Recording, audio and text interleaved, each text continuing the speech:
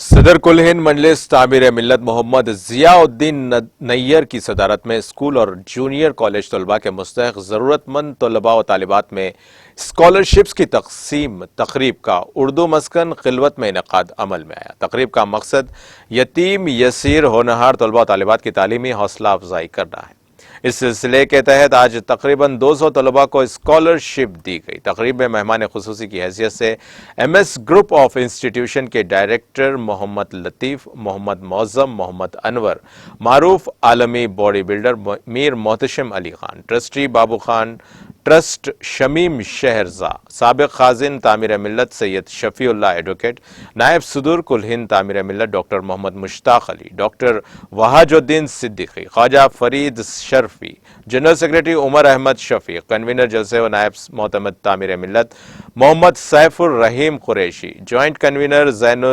الدین نوید، اسکولی کالجز کے طلباء و طالبات اور عوام کی کثیر تعداد موجود تھی۔ اس دوران مقررین نے اپنی تقاریر میں طلباء و طالبات کو نصیحت کی کہ وہ ڈسپلین، ڈیڈیکیشن اور مکمل انہماک کے ساتھ تعلیم پر توجہ دیں، جس کی وہ ریاست و ملک میں نام روشن ہو۔